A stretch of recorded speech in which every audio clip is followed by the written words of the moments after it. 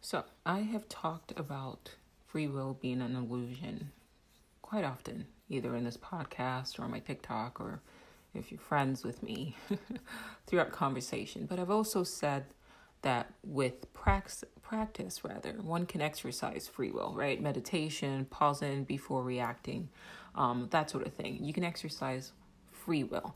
And I always say limited free will because you can control how you react to things. You can't control what occurs to you. And the reaction, that controlled reaction, that takes practice. It's not a base level default setting in the human machine, right? In the human body interface, right? Most people, if you poke them, they will react the same way 99% of other people react, with anger, with annoyance or whatever, right? Or most people have quote, random thoughts just popping into their heads, and then they just get up and do whatever the thought, tells them to do. And I don't mean in extreme cases where a person was just well, quote, the devil made me do it, and then they, do something atrocious. I mean, most people living their daily lives, they get up and they say, I have this will, I have this desire to work out, I have a desire to lose weight, right? That is an expressed will, because they know on some level that if they live life in a particular way, they will be able to experience, a life experience, a reality experience that is more favorable for them. However, then a random thought pops up that says, hey, go have that cheeseburger, right? Or have that ice cream, or don't work out today, work out tomorrow. And there's a split there, right? It's just, you have DNA that's kind of, competing with you, right? You have the environment that's competing with your will. You have society that's competing with your will. I know people who even their life, their careers in life, they wanted to do one thing with their life, and their parents or their spouse or whatever it is essentially forced them to do something else with their lives. And so now they're doctors and they're getting up in the morning and going to work for the rest of their lives until they retire. They are living lives that somebody else wanted them to live. Whereas, maybe they wanted to be a dancer or an actor or whatever. Even in what you're going to do every day for your own life, right? Most people don't have that strength of will. So when I say you can exercise free will, and I've talked about it through, on and off throughout this podcast, it takes conscious thought and it takes effort. It's not a base level reality, default setting, like I said, in the human mind interface, right? It takes work. You got to be meditating. You got to, watch your thoughts, right? You got to know that you are not your thoughts and that you're really the observer. This is not something that you're born, exercising, right? Maybe this because of, maybe this at birth, right? Because of your previous life experience, you reincarnated, and between reincarnation and your death, right, there was an in-between life, and, you were aware of all the things that you needed to know. But then you come back into this world as a baby and you can't speak. And as you get older, those memories fade away like, dreams in the morning, right? So most people don't know this. If you're most people, then this resonates with you, and I don't have to keep expanding on that point. But like I've said, you can exercise some limited free will. You can, write it down. Say, no, I will not exercise. I will lose weight. I will not eat badly. I will no longer drink. And with will, right, you can work on that to but it's it takes work. It's not free. You need to work for it. It is not a default setting. So the people who get up in arms because I keep saying that free will is an illusion, I'm sorry, but it is. It's not free. Now, even what I've just talked about, spent the last 4 minutes kind of repeating, that is, like I said, it's limited. I had an experience this Saturday that fucked me up, okay? And you guys who've been listening to, how, aware I am, how much I read, how I espouse my my theories based on research and everything like that. So I'm living a different life than I was born, living, right? I'm a whole different person because I become more conscious, more aware, and I'm trying to live with intention. I'm trying to live where I'm actively exercising free will. I'm choosing my responses. I'm not reacting to things. I'm going about my day. And I thought that I had some semblance, so even a modicum of free will. I'm going to tell you a story. You sit tight, guys. Listen to this story. It is real. It is factual. I couldn't make this up if I wanted to, and it happened to me on Saturday. Okay, so most Saturdays, I go to the chiropractor. She keeps Saturday hours. I usually go in around midday. She tends to keep me waiting for about 20 minutes, but I'm usually on time because she works on a very busy street, and her practice does not have its dedicated parking spots. Or actually, I just realized that they do have a parking garage, but I don't like parking in a parking garage. I prefer to park on the street. But finding street parking is really difficult. So on my way to the chiropractor, I was already running late. So I called them and told them I'm running late. And it wasn't that I was running late, because I had other things. I intentionally was nah, I'm going to be late because she always keeps me waiting. So I can just hang out at home for an extra 10 minutes, and then just walking to her appointment, then just sit in her office doing nothing for that 10, 15 minutes. So I was intentionally late, or so I thought. So of all the days that I've always decided to go there on time, this Saturday I was no, I'm going to be late. I thought that was a choice that I was making. Okay.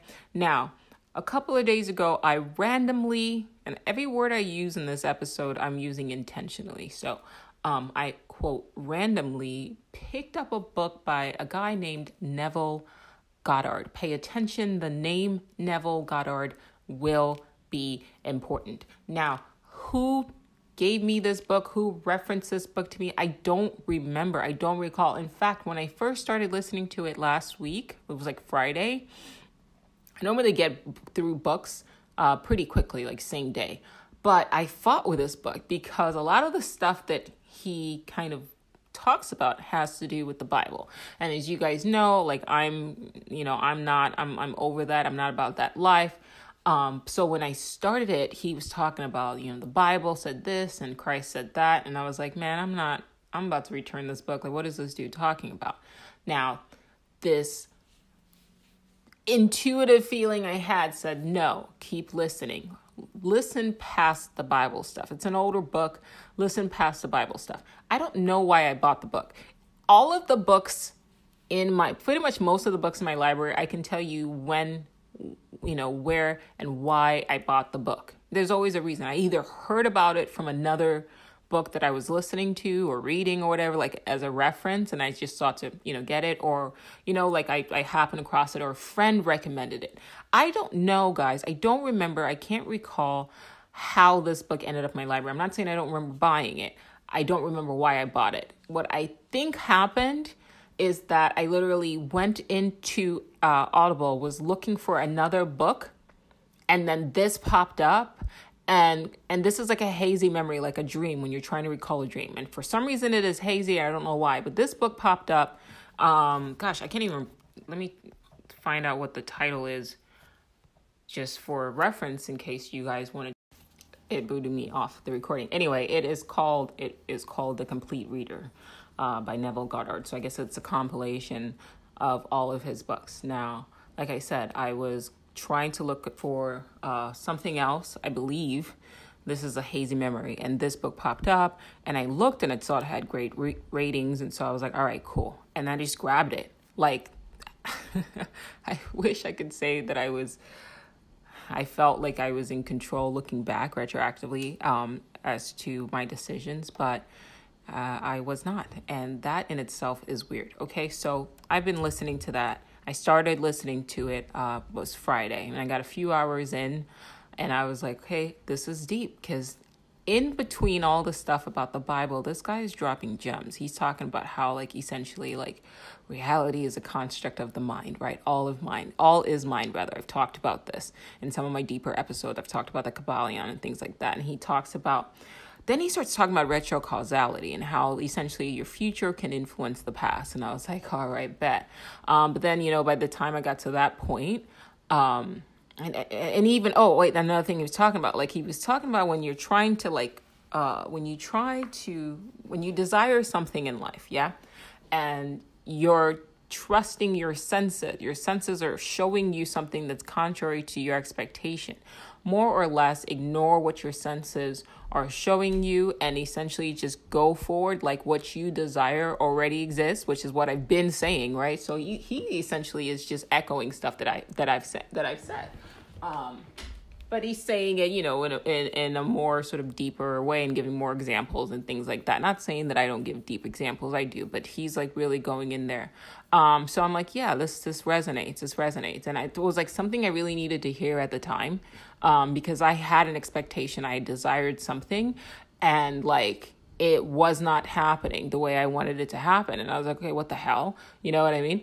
And so I was reading a book and I thought, okay, well, this is why I was supposed to read this book. And I'll tell you what it was. So it might sound kind of petty to you guys, but I want to explain, I want to express myself honestly to you guys. I had 38,900 subscribers. I like to say followers, subscribers on TikTok, which I am grateful for. And it just like blew up, like I joined a couple of months ago. You guys know when I started doing it. But it was like last week, it was 38.9. And I was like, okay, cool. Like by Monday, I'm going to hit 40. And I don't know what happened, but like as I got close to 40, everything slowed down. My engagement slowed down. Like people stopped following me. I would post a video, it would get like just a few views. And I was like, okay, that's interesting. That's weird. And it was like I had a desire in my mind. And then like everything, like my senses were showing me were contrary to what my, desire was. And so when I started reading the book, it was like he was talking to me like, ignore what your senses are showing. Just hold steadfast to the thing that you desire, like it's gonna happen. And I needed to hear it at the time because a whole week had gone by and I was like, okay, well, is that done or whatever? Long story short, as I'm literally the same time I'm listening to this guy, I think I posted a video and then I posted the same video. I took it down, reposted it because like my stuff was not being shown to people. Boom, like that Friday night, all of a sudden, like, things start coming in because in my mind, I was like, I'm ignoring what the number count is saying. It was stuck at 39,000 for a while. And I was like, I'm ignoring what my senses are saying. I want you guys to take this information. I'm giving you the story, right? But it's just a story that you can insert whatever you're going through and apply it. And the same thing applies to you. So to me, this week, this is just what happened, right? I don't typically fixate on stuff like this, but I'm telling you so that if you have something in your mind, get his book, ignore the Christ stuff, the Bible stuff. Even though I will say that when he does speak about the Bible, he does say it's not to be taken literally. It is symbolism and it has two different meanings beyond what people see in the surface. So that I do appreciate.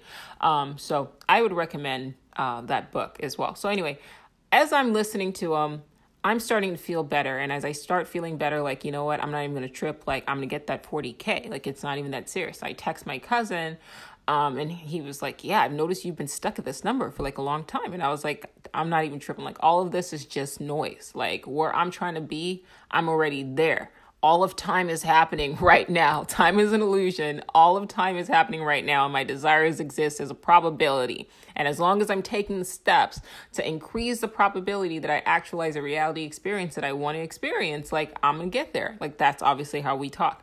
Boom, I hit the 40K and I was like, bet. So all of this is relevant, guys. Bear with me. So I'm listening to them on Friday. I normally only listen to audiobooks like either while I'm painting or like on rare occasions if I've got a long drive. But the chiropractor is not too far from my home. So I normally would not have even listened to the chiropractor. But Saturday morning, I wake up. Once again, I get this feeling like grab your headphones. I'm thinking I'm the one that's, authoring my thoughts, right? So I grab my headphones and I go like play Neville Goddard. And I was like, really? On Saturday? All right, fine. So I was like, let me put, my headphones, and I rarely use headphones. Okay. So I put the headphones and I put it in my ear and I'm just listening to everything this guy is saying. And he's saying things like, there is no such thing as fiction, which funny enough, earlier this week, I had recorded an episode. I haven't posted it, but I recorded an episode for my TikTok. And it ended by saying, like, it was about parallel universes. And it was a conversation between me and my parallel self. It's a skit for those of you who aren't familiar with my TikTok channel. But it was a conversation between myself and my parallel self. And my parallel self in the skit ends by saying, you know, your reality's fiction is our reality's fact, is my reality's fact, right? So I just recorded that like the day before on Friday. I didn't post it yet. And then Saturday morning, here's Neville Goddard saying that there's no such thing as fiction. And that resonated with me. So I was like, bet, like, I want this in my brain. I'm going to the chiropractor. So I'm driving to the chiropractor with headphones on. I typically don't do this. And I'm just like putting all he's talking about in your head. Now, as I'm driving, he says, whatever you want, like, imagine it. Imagination like creates reality. Imagination shapes reality. Okay. And I was like, all right, cool. Saturday, like I said, right? Saturday is typically packed. I want a parking spot in front of the freaking chiropractor's office. Okay, fine. The busiest day. Let's get me a parking spot in front of the chiropractor. I'm imagining myself pulling into the first available spot right there where I need to be. And I'm not going to be like, well, I'm not going to be later because I have to go find a parking spot. Why did I turn and see a parking spot right in front? And now what you're thinking is, okay, it was a coincidence. Okay, fine. So I park in the parking spot. Now I'm gonna back date you guys about 3 hours. That Saturday morning, just 2 days ago, I had a dream, a very vivid dream of a woman. I was in I believe it was India. I don't know because they weren't speaking a language that I could recognize. So, but they looked Indian, right? And it was a dream that I was friends with an old Indian woman. I'm call her Indian but she could have been anything. It was just dark skin, you know, with like long, dark, wavy hair. But I was friends with this Indian grandma and then her granddaughter. And her granddaughter had large, like, gray-green eyes, yeah? And she had this lover that was of, like, European descent, but she also had a husband that was, like, of her same ethnicity. But she was, like, different from everybody else in her family, except for her grandma. They both had those like gray-green eyes. So I woke up Saturday morning with this vivid dream of this dark-skinned woman with dark, you know, wavy hair and big gray-green eyes. Okay, this is important. This is very important. Now, normally when I remember my dreams, it doesn't feel intense, right? This dream felt like I was living somebody else's life. Like, it wasn't like, you know how dreams sort of feel, you know, like a dream, like you're remembering a dream. This felt more like I had just come out of an experience. It was that vivid, okay? And I don't typically have dreams that are that vivid, okay? So I was like, wow, that's a weird dream. And it was so vivid that I didn't even bother writing it down because I was like, I know I'm going to remember this dream. There are certain dreams that I've had that are so vivid that I just know I'm going to remember. So I was like, I'll write it down later because I had stuff to do that morning. But the whole morning I had this dark-skinned woman's face with the green eyes in my head, okay? This is all important. If you listen this far, thank you, okay? Because I'm going to start connecting the dots. So I get my parking spot at the chiropractor's office. I'm walking to the parking garage, like on the left of the chiropractor's building, because there's like a stairway. But then I stop and I go, wait, no, go the other way. Don't ask me where that thought came from. So instead of going to the left where I was headed, I turned and then went right. And as I did, I turned the corner and hand to the gods. There was a solo painting on an easel of a dark-skinned woman with gray-green eyes, just sitting in front of the stairs that I like right in my path, past the stairs that I would normally take to get to the chiropractor. It was like right there. It was right there.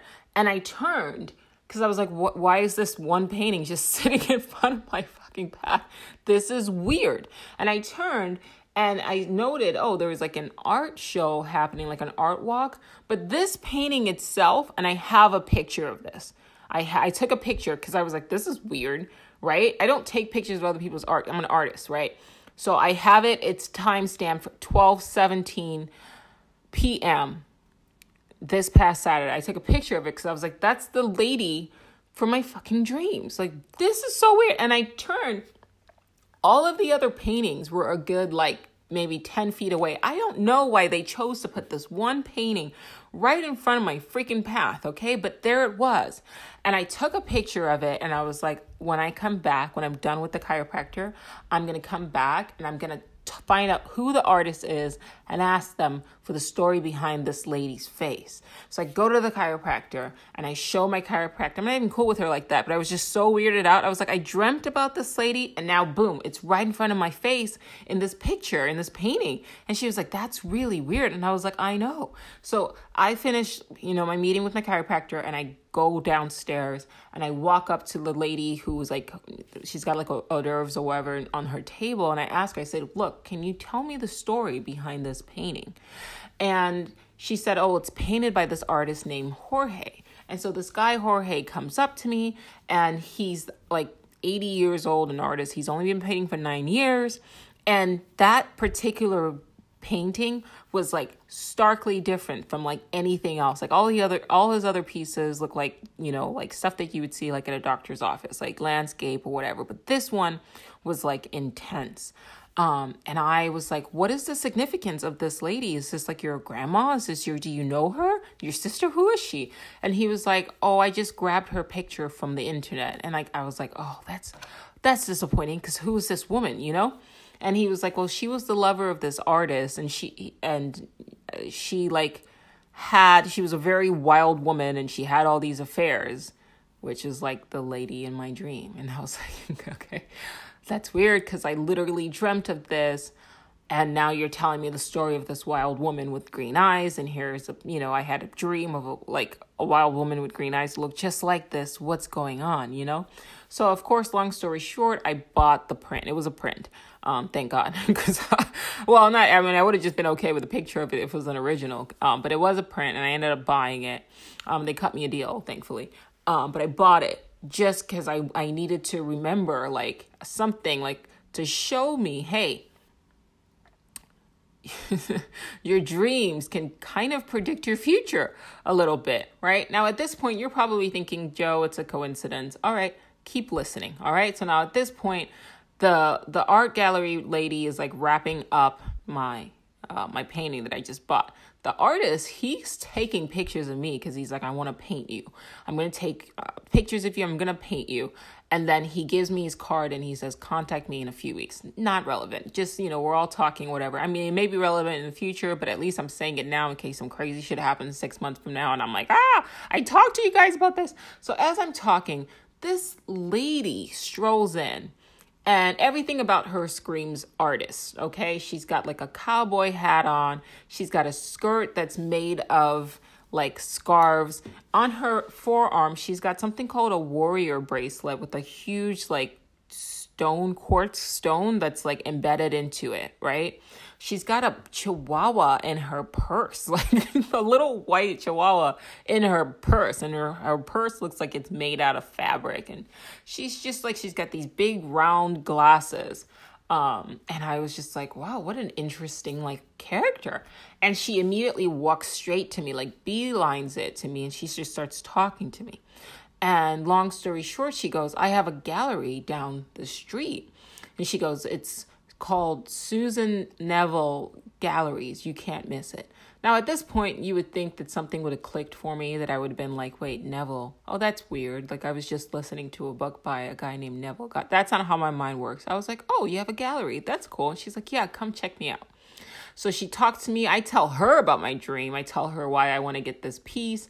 And then she's like, wow, this is interesting. Then she's talking to the artist, and then they're kind of going back and forth. And then she leaves, and then I take my painting and I leave. Now, I'm walking back to my car. Now, normally when I go to the chiropractor's office, I usually park to the left. But because I got this super awesome parking spot that's right in front of the office, I turn right. And as I turn right, the artist that owns the gallery, Susan Neville Galleries, she's like at this like cafe right in front of me. So like if I would have turned left, I wouldn't have seen her. So I turned right and she's like, hi again. And she was like, go check out my gallery. And I was like, is there anybody in there right now? And she's like, no, I just stepped out for lunch. And I was like, okay, well, I'll drive over there and I'll wait for you. So I drive over there. I kind of miss it, but then as I was getting ready to turn around, because this voice in my head was like, dude, just go home. Like, you don't know her, that's me. I see the huge sign that says Susan Neville Galleries. And so I go, okay, great. So I'll go in. I go in. I'm sorry, I park and I wait for her, and then she walks up and then we go in. And she's telling me she's an artist. She's been there for a few months and, she's getting ready to move to Julian. And I'm looking at her art, and it's figurative art, and it's like beautiful stuff, And then we just start talking. She starts talking more or less. She tells a story about like conscious people and how you can shape your reality. Right? So she's like verbatim quoting Neville Goddard. So Susan Neville, the artist, is now quoting Neville Goddard, the writer, who I just spent the last 2 days listening to. Randomly, quote, randomly. But she doesn't say Neville Goddard, but she's saying stuff that sounds like what I had just read. In fact, she goes, imagination shapes your reality. And I said, oh, that's funny. I was just listening to a book by an author called Neville Goddard, who said your imagination creates your reality, shapes your reality. And she was like, shut up. She was like, my name. Hello, Susan Neville. I listen to Neville Goddard every single night, like on a cassette. Like she was older, like she was like in her 50s, 60s or whatever, 50s, I think. But she was like, I listen to him on my cassette every night till I go to sleep. Like I've memorized his stuff. You are the first person I have ever spoken to that actually knew who he was without me having to tell them. And I was just like, yo, what? Wait, your name is Susan. Wait, and that's when my brain promptly exploded, because I was like, wait, what are the odds? What are the odds? What are the fucking odds? So I started getting like rapid, like just chills upon chills. And I'm sitting out and I tell her, I was like, look, this is a weird fucking day. Like I show her a picture of the painting, on my way to a chiropractor. And then long story short, she's telling me, and she's just like, yeah, like this gallery that I ended up getting, like I couldn't even afford it. They offered me this good deal. I'm doing it like, month to month. And she was like, and now like I want to be somewhere else. So after I'm done here, I'm going to go somewhere else. And I was just like, this is wild. And she's telling me whatever reality experience you desire, you can have if you just imagine it. Just take it and write it down. And I was like, yo, this is crazy. So I ended up just sitting and talking to her for like 2-3 hours. And what she told me was, she said, there are ducks in this world and then there are swans. She was like, swans are rare. And she was like, I knew you were a swan. That's why I immediately like gravitated towards you. Like I knew you were like different without even talking to you. And she's like, I didn't even know that you were an artist. I just knew that I had to talk to you. And I want to like shorten the story. Like if I ever meet you in person, I'll explain this whole thing to you. But I've been thinking about that whole experience since. I've been thinking about that whole experience since. Later on that day, before I was getting ready to leave, another artist came into her gallery. And the artist was like, we're talking. And then, Susan Neville brings up everything that we've just experienced. And she goes, oh yeah, Neville Goddard, you recommended that to me. And so that's confirmation that this lady, Susan Neville, I didn't think she made it up, but I'm just saying this is confirmation that she was like being truthful. So what are the odds that a book I randomly decided to listen to, I could have listened to that book any day, guys, any day. Could have been last month, could have been last year. I happened across this book, right? And then I'm like actively trying to shape my reality with, with my imagination. And I think that I manifested a parking spot, but that spot that I manifested was only to make me turn right so that I can meet this lady who ended up being Susan Neville, who had also read Neville Goddard and was now telling me, reinforcing everything I was just reading, as though like literally to underscore what I was reading. I have been thinking about my Saturday, this past Saturday, for the last 3 days, all day Saturday, all day Sunday, all day Monday. And my general conclusion, what I got from that is like, we don't control anything. We don't control anything. I mean, you can control little things, like I said, like I've said before, limited free will. But like, listen to this, okay? Let's take a step back. The parking spot that happened to be free at the moment that I needed it to be free, that person who pulled out of that parking spot probably thought that they were pulling out of that parking spot at that moment on their own free will. But they were really making room for me. Not that I'm anything special. It was more to confirm something that I was thinking. Okay? That's not enough for you? Okay, fine. The person, one of the workers at the gallery, who arbitrarily decided to set that one painting. Why that painting? Guys, think about this. Why that one painting? Why did he set it apart from all of the other paintings? Of all the paintings, and it wasn't even like it was in the path where anybody could see. It was like literally off the beaten path. Like, unless you were going to the chiropractor's office, you wouldn't have seen that. And it's not like the chiropractor was like busy. This was not like on the main street. This was like off to the side by some stairs, like a side stairs. Okay. This guy probably thought, oh, I'm just going to put it here, thinking that he thought that on his own. But once again, it was something that I needed to see. Open spot opens. Whoever left the open spot was probably thinking they controlled their will to back up at that exact moment. Even the part where I was late. Guys, listen. Of all the days that I've gone in there, I decide that I'm going to be 17 minutes. I'm going to be late. I don't give a shit. Like, I don't want to wait at the doctor's office. I'll wait at home. I thought that was my choice. But here's the thing. If I didn't leave at the exact moment that I left, I wouldn't have gotten to the parking spot at the exact moment that I did. I wouldn't have spent the same amount of time. I would have spent the same amount of time at the chiropractor that I did. However, when I came down to the art gallery, it happened to be the same exact moment, more or less, where Susan decided to walk down like half a mile past the art gallery and come and talk to me. She probably thought, oh, I'm hungry, I'm going to go grab a bite. Even her feeling of hunger, she thought was her own free will. But think about all of these things that had to happen, all these pieces that had to fucking move for this interaction between myself, Jorge, the artist, and Susan Neville. Right? Even Jorge, quote, deciding to, oh, I'm going to paint this painting. And like I said, it was his best painting. Guys, it's when I finally came out of the chiropractor's office, it was like 1:20, something like that. It took about 45 minutes to get it all done.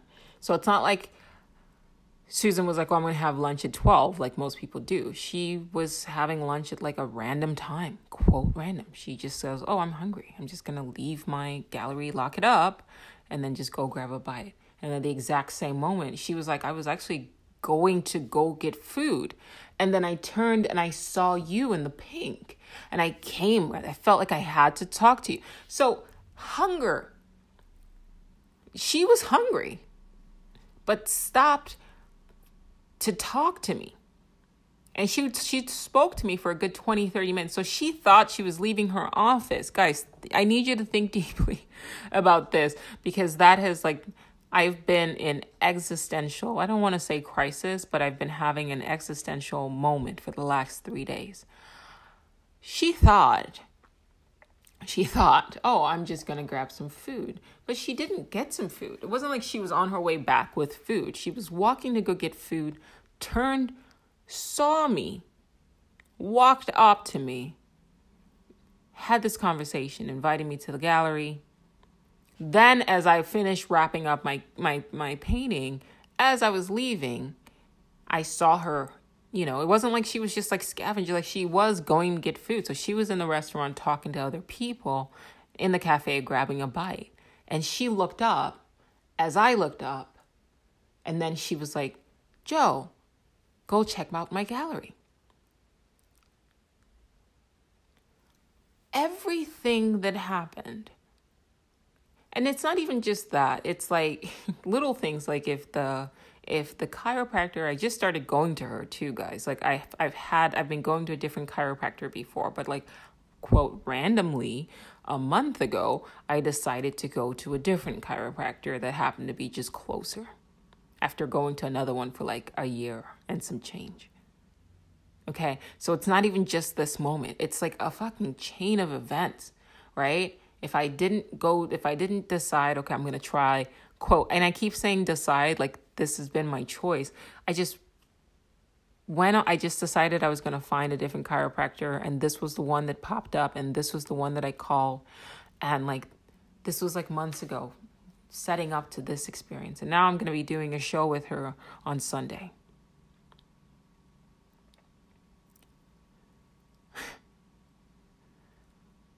I'm just a puppet that can see the strings. Like I've said that before, but this hit me different. This Saturday hit me differently, because even the guy who, like I said, he thought it was his will. Like, oh, I'm going to put the painting over here.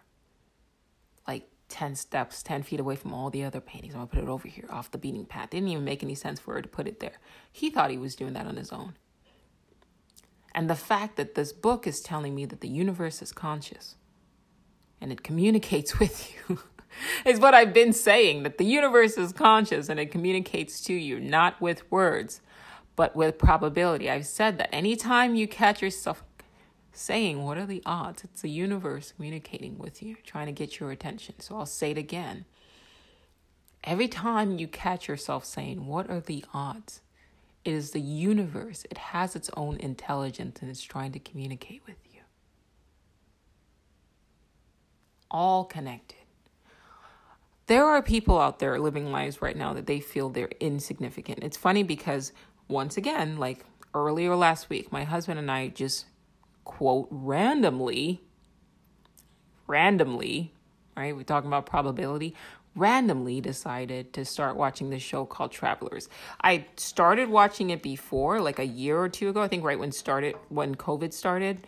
And I was like, I think I watched the first like 30 minutes and it didn't grab my attention, so I turned it off. And now I randomly decided to start watching it. I think it was my husband. He was like, well, let's check it out again, right? And that was because we had watched the OA, kind of the same thing. I watched the OA last year around the same time as I watched Travelers, and I did the same thing to both shows. I watched like maybe the first like 15, 20 minutes of it, and I was like, this isn't interesting, and I turned it off. And now a year later, almost to the day, I did the exact same thing, except now we're actually watching it. Okay, so Saturday we're watching Travelers, and they're basically saying, like, think about it, right? You guys have heard this all before. Like, if a time traveler goes back in time and changes one little thing, they could drastically affect the future. So we're watching the show. I'm actually half paying attention, but I hear the guy say the same thing. If we change just one little thing in the past, we could drastically affect the future. And I'm thinking about, like, all of a sudden this thought hits me about, like, it's all connected. The past, the present, the future, it's all connected. It's all connected, right? And I mentioned it to my husband. I'm talking to him about all what happened. I mean, he was like, I got chills, like, when I told him what happened, because it took me a while to get back home. And he was like, where are you? Like, what are you up to? And I just like sent him like a picture of like a bracelet. Like I ended up buying a warrior bracelet from Susan Neville. Because I couldn't get an original painting. Shit's expensive. But I do have the, bracelets to commemorate the meeting, our first encounter. So when I come home and I tell him everything, and then I'm ruminating on what happened. I'm thinking about what happened. And then the character on the show says, if you've changed something in the past, you can drastically affect the future. And I was like, one thing off, one little thing different. Had I left not at 12, 15, if I had just gone there on time, would I have met her? Would they have even put that painting out? Because my guess is that started at my guess is it started at 12, right? So my appointment was like 11. So I probably would have gotten there my appointment was at 12. So I probably would have gotten there like 11, like 45, 11:55 or whatever. And I probably would have missed it. But I, quote, decided to be late. And the art, gallery worker decided to put the painting there. And it all just like fell into sync, And I was like, we talk about this all the time, like flippantly, how the future, can be affected by, if you go back in time. But we always use the mindset of time travelers. We never actually let what's being said like sink in. Like if I go back in time and I change any little thing, it could cause a butterfly effect, right? That could cause chaos in the future, right? And we just think about it in terms of time travel. We don't think about it in terms of our daily fucking lives. There's like little things that you think is insignificant, like the guy just putting the painting there when he didn't realize how much of an impact he had on my life and on the fact that I'm now recording this episode, and that whatever impact it's going to now have on you, the listener. There is an intelligence here, guys. There's no such thing as random, which also means then, which is why I think that suicide is such an awful thing. Because you killing yourself, you think it's just you, but the net effect of that it could end up killing millions of people, because something that you were supposed to do by your existing, right? Because you took yourself out of this chain of events, caused something disastrous to happen, right? Now, you can make the argument that, well, if there is no free will, then you're supposed to do that anyway. I don't know if I'm okay if I accept that, because a lot of the books that I've read on near-death experiences, it seems like a lot of people who do commit suicide and then they come back, or they attempt to commit suicide and they have NDEs, they all report having really unpleasant near-death experiences, really unpleasant, like experiences in the astral world or an astral plane or whatever. Not like hell, but just unpleasant, or they come back feeling like, they should not have done that, and that they do matter. Right. So what I'm saying to you is, and I said this to my husband, and he said, that's why I love that movie, It's a Wonderful Life. Now, every freaking Christmas, my husband makes us watch this movie. And I don't watch it. I always have my phone out. I'm reading a book because I'm a dick. I just it's black and white. I don't, I don't know. But it's just, I'm a little bit of an asshole in that way. But he said, listen, there's a scene there where the main character wished that he was never born. And then the angel came and showed him, if he was never born, then his younger brother would have drowned. And if his younger brother drowned, then 5,000 men in World War, I think, II or something, would have died because his younger brother would not have been alive to save them from being bombed or something like that. That's how he explained it. I don't remember because I haven't watched the movie, paid attention to it properly, but that's what he was saying to me. And he's like, you think that the little things that we do are not significant, but they are. Now, I understood that, in theory, I get it. You know what I mean? Oh, everybody, matters, blah, blah, blah. But that shit hit me. Not hit me. It beat me over the head with the baseball bat. And I just keep thinking back to it. Everything matters. Everyone matters. And not only that, what this has done is, honestly, it's given me greater compassion for people. Because, like I said, if she, she's thinking, Susan was thinking, oh, I'm just going to go get a coffee or whatever, right? Or I'm going to go get a lunch, right? I'm hungry. If this great architect or whatever, the intelligence is constructing all of these little pieces, all these domino pieces that sent her off, she's not really in control, right? She is just playing a role, right? The person who backed out of the parking spot when they backed out of the parking spot, they thought that they chose that moment. I thought that I chose my moment, right? I'm not. We're just in a play. All the world's a stage, right? Like an actor, your lines are written. You know what I mean? The plot is set. and you're just here to experience the show. So all of the extra emotional bullshit that you put yourself through when things don't go the way you want them to go is a waste of energy. I mean, I've said that before, but like it's hitting me differently. It's a waste of energy because at the end of the day, you don't know why that thing happened. And I think I did a TikTok on it, and I think I might have mentioned it. I know I did a TikTok on this, and I think I might have mentioned it on the podcast. If you can imagine the worst that can happen, you can imagine the best that can happen. Either way, you don't control the outcome of any given situation. They're both delusions. At least just choose the delusion that best serves you, right? And what I mean by that is most people are walking through their lives like imagining the worst, right? Like you're about to go on a plane. You're the first thing that, especially if you have phobias, fears of flying, is you could crash. You don't know that. You can't see the future. But if you can imagine the worst case scenario, if you're plane crashing, you can imagine the best case scenario that your plane does not crash. Both are delusions, right? At least choose the one that's not going to give you a fucking panic attack before you board the plane, right? So take that mindset and now expand it to like everything, right? Like this past weekend has been surreal for me. Like even me, like I burned the back of my neck with a curling iron, not on purpose, obviously. Like I was going to curl back of my hair and it just like hit my neck. And I remember having this thought, like maybe I just needed to be burned. Like there was some sort of like cell that was like about to turn like cancerous or whatever. And me hitting the curling iron at that moment was like made that cell become normal. You know what I mean? Like, obviously, I don't know what's going on, but that was the story that I told myself, because all of these things that seem kind of random, like start paying attention. Like even the people who talk about the stuff like The Secret and you can like create the reality you want, and you can desire whatever you desire, like will come into pass, aren't taking into effect the what is really happening, right? Because what you're saying is, if you say, okay, I want $1,000, and then somebody gave you $1,000, what you're essentially saying is that something acted upon somebody else's will to give you the money that you've expressed a desire for. That's weird. That person thought that they were giving you that money on their own.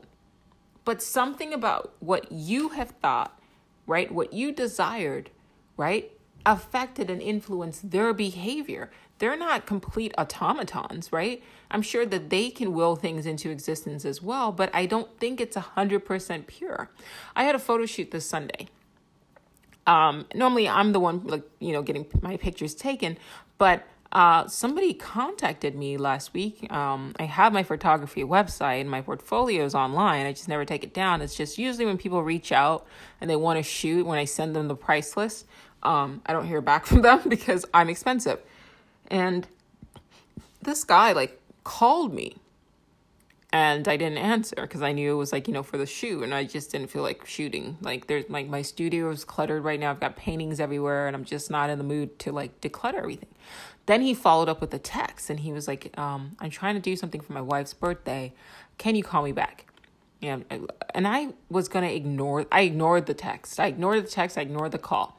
Then the following day, I'm driving to my friend's house and I, once again, quote, randomly decided, like I could have done anything. I could have listened to music, but I randomly decided, hey, call this guy back. And it didn't feel like it was like I was in charge of that situation because I don't typically like talking to people. And I already kind of said I don't really want to shoot right now. Like I want to focus on my painting. Anyway, long story short, I pick up my phone, I'm talking to this guy, and we end up like booking a shoot for his wife. Not only do I schedule a shoot for her, for this week, I also book a test shoot just so she can be comfortable, in front of a camera for her 40th birthday. Guys, what the fuck? This is not something I wanted to do with my Sunday. Like I could have painted all day. And my husband said to me, like, why do you keep taking shoots when you don't even like shooting? Right? Like you don't like dealing with, like right now you want to focus on your art and, your podcast and TikTok. Like, why are you even booking a shoot? And I was like, I don't even know. And then like, I said, I don't even think this is about me. And then I like paused even more and I was like, yeah, I don't think this is about me. Clearly I'm being, I'm a part of something that I'm not going to know what or why, right? And I think that sometimes happens. Like sometimes you can will things into existence that you does not into existence, but you can will, certain things to you. And sometimes people can exert their will on you. And sometimes you can be part of the universe's will, right? It's a chain of events of like me shooting her might, affect her mindset in a way that nobody else could have. And so I just had to be the one to talk to her. And when I did talk to her, like you could tell she had some issues with, I think a lot of women suffer from, which is body dysmorphic disorder. She thought that like her body wasn't right. She thought that like her, her breasts weren't right. And I was like, there's nothing wrong with you. But she was incapable of seeing herself. So the photo shoot ended up becoming more of a therapy session of me just constantly telling her like, you're great, like you're beautiful, like you're doing well. And I guess she could have booked with anybody. She could have booked with, a guy photographer, but a guy photographer she wouldn't have heard him because it's a male. But to have a woman, that's a photographer, and I'm not blowing smoke up her ass. Like I don't lie. Like if I didn't, she had a great body. Like she had a 6-pack. She's like almost 40. She's had like all these kids, like 3 kids, and like her abs are better than mine. Like, obviously she works out, but like there was nobody else that could have given her what she needed to hear beyond me, at least in a proximity of her, right? They're local, right? And so I was called in to play a part, to serve my purpose. And that's what I did. And it's not always about you. Like, even art, like I thought, okay, I'm an artist and I'm going to create these paintings and it's me. Like, this is what I want and I want to paint and I need to paint. But then, like, I think on TikTok, I went live and somebody was like, well, something about selling my art. And I was like, I'm not trying to sell my art. I'm trying to get my art seen. And he was like, what kind of artist doesn't want to sell their art? And I was like, it's not about the money. Money is ubiquitous. It's about what effect does these pieces of art have on the mindset of the women of color and the children of color and the men of color who look on these pieces, because art like this is rare and does not exist. Like not in the way that I've been creating them. You know what I mean? And that's more important than money. Money is ubiquitous. And he was like, what? Why can you even say that? And I realized, like, yeah, it's the pieces needed to be painted. And it's not me. Like, even when I paint, people go like, how do you do this? Like, I don't fucking know. I just sit down and it flows through me, right? It's like I saw this YouTuber, this TikTok or video or whatever about how like an expert, like LeBron James can't coach because there's a lot of stuff that he does that just comes automatically to him, that if you have to break things down like step by step, he doesn't even know what he's doing. And it's the same thing with painting. Like, I don't know what I'm doing. You know what I mean? Like, if you said, can you teach me how to paint? I would tell you, just sit and paint, right? Just paint until it looks good, right? I can give you some tips and tricks, but they're not going to make you paint the way I paint, right? Because it's mostly me sitting and just letting the work flow through me. I am merely an instrument in which this piece comes through. I'm painting fiction, in a sense, like a writer writes fiction. But what did I say at the beginning of this episode? There is no such thing as fiction. So what I'm doing is I'm bringing into this reality something that exists in another world, in another reality. And all I'm doing is like allowing it to come through, right? I've used the analogy of The Sims. Right? When your sim sits to paint a painting, right? In the game The Sims, it creates a painting, right? But that painting that it paints is actually pre-programmed already, right? All you need to do is sit your sim down and click a button, and then it just kind of, quote, manifests it or whatever. Manifests, I don't like that word, but it brings it into your vision so that you can see what your sim has done. But your sim itself is just code, right? It's just light and code, right? So it's not an artist, right? It has the label of an artist, but it is facilitating your will, right? And the same thing is happening here, right? I'm an artist, but I'm facilitating the will of the universal, the collective conscious, the universal mind. When they say in the Kabbalion that all is mind, right? And we are all God, but we are God experiencing itself. Like, that's what they mean.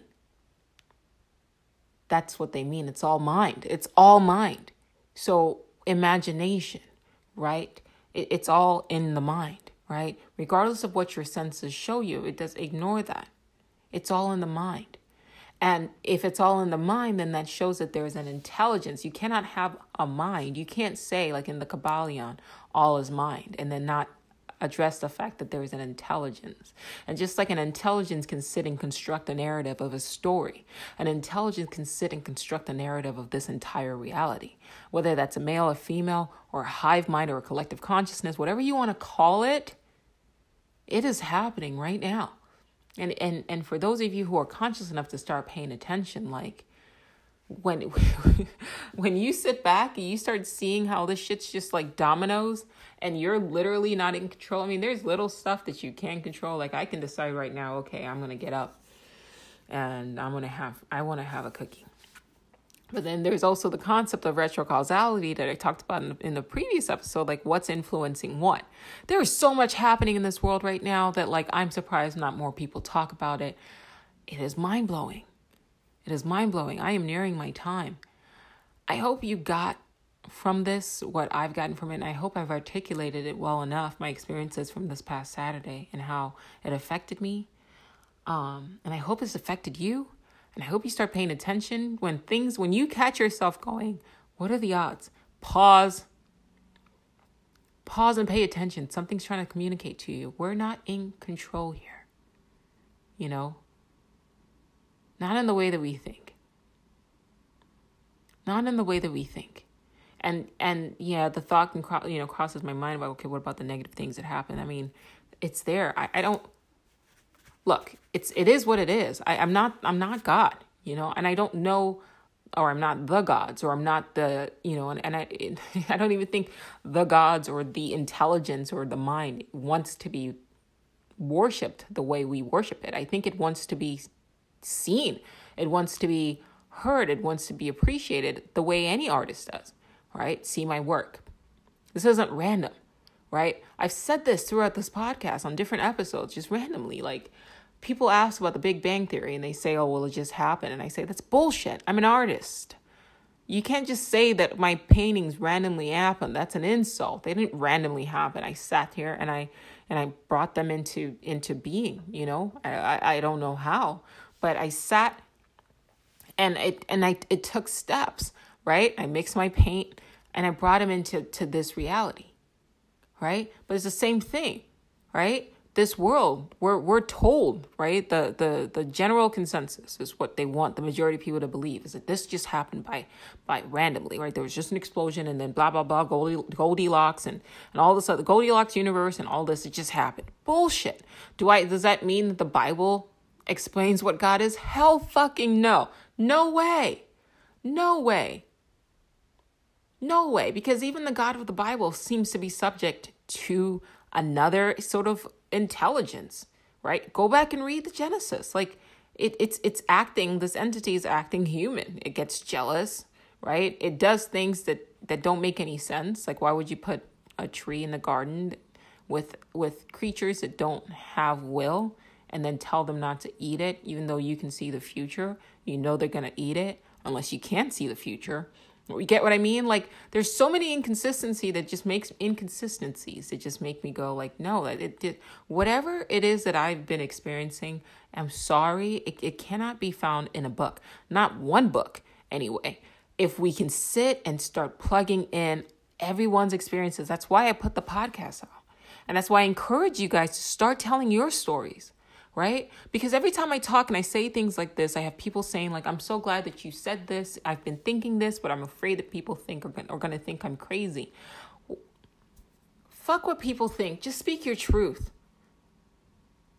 Call me crazy. I'm not fucking crazy. Most people who are quote crazy don't pause and go, you know what? Like, am I crazy?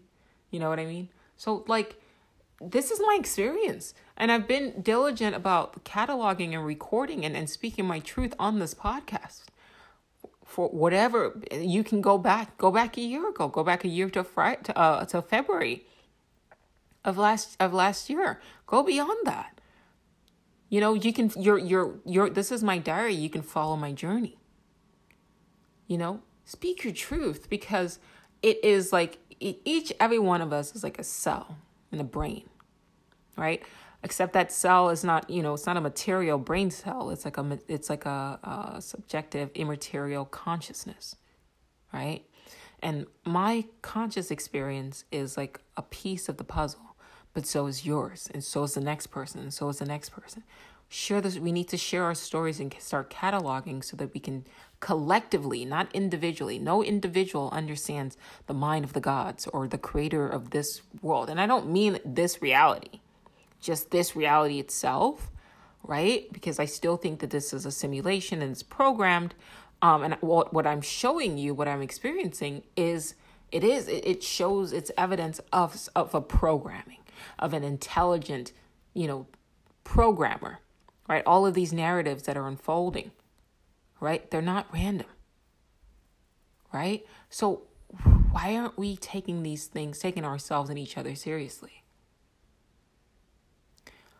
I've had the easiest time meditating this weekend than I've ever had, because most of the thoughts that cross into my mind are things that I'm trying to control. Like, what am I going to do tomorrow or the next or the next? And I just realized, I'm going to do what I'm going to do. It is what it is. I'm not in control. And that's okay. I'll leave you with this. And I might delve into this in another episode, but the idea of retrocausality, can your future self influence your past? I've always asked, where do these desires come from, right? If you have a desire for something, an aspiration for something, does that aspiration come from the fact that you've already achieved it? And because your brain is more or less a quantum computer, and because of quantum entanglement, your future self is entangled with your past self, and they both sort of act on each other. So every once in a while, things fire, and so you can get glimpses into your future, but they translate as desires or drives or whatever, because they're entangled. So I have a desire, to, blow my TikTok up and, turn that into something. And I want to eventually write shows, right? And produce thought-provoking content. Are those desires coming from the fact that in the future, my mind is entangled with my future mind, my present mind is entangled with my future mind, right? And I know on some level that is in my future. And so my future is now acting upon my present. And that is what is coming out, right, as a desire. But it's not necessarily, it's what we call a desire or a drive is actually because of something that I'm experiencing presently in the future. Rewind that last 3 minutes of what I just said and loop it until it sinks in. And when I tell you guys to loop things, it's because I do the same thing. Because there's some things that I say when I sit and talk, it's stream of consciousness. I don't write this stuff down, not on this podcast. And a lot of the times I say stuff, but there are more revelations in mine. They haven't hit me in the heart. And so when I go back and listen, I'm like, oh shit, that's deep, right? Because it's like I said with the sim, right? It's pre-programmed in, right? It's like a painting. I can't tell you where these words are coming from, but they're real and they're true. So I go and I listen and I take it in, and then I'll have an experience that makes it click for me. And I'm saying listen. Most of the things that I say are true to my knowledge. This world is wilder than we can ever imagine. It's a wonderful life.